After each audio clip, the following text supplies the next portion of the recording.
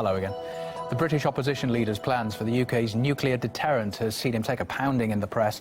Jeremy Corbyn wants to keep the nuclear-powered Trident submarines, but remove their warheads. It's a compromise which he says would achieve both disarmament and protect the jobs of thousands of people who build and maintain the subs. Here's how some of the national newspapers reacted to the proposal, though. Labour Shadow Chancellor John McDonnell claims that his boss has received the worst media coverage than any other politician. He talks to Afshin Rattansi on today's Going Underground. Do you think it's part of your, the reason that mainstream media hate you so much and Jeremy Corbyn is because of your views on media monopoly control? I mean, how can Sky News, The Times or The Sun ever like you or Jeremy Corbyn? Presumably you want to reform those. Well, we were the first people, before anybody else, to raise the issues about the abuse by the British media, elements within the British media.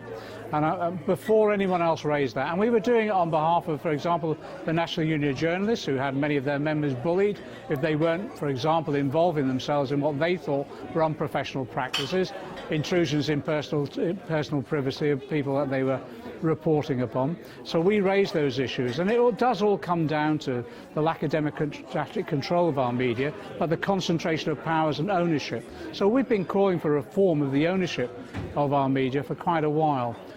People don't get their information from the newspapers anymore. They get it through television, live media, radio, broadcast media, through the internet and through the social media. So we're using those mechanisms now to get our messages out. And people are extremely sceptical about what they read in our national press. And I'm afraid this press themselves have undermined their credibility as a result of their exaggerated and biased reporting. A man who feared losing his job because of his disability has overcome some incredible odds by building his own arm. The Indonesian welder used scrap metal to create his bionic limb. His incredible story is on RT.com. And checkmate, Saudi Arabia bans chess after a Sunni cleric called it a waste of time. You can read the reaction to that online.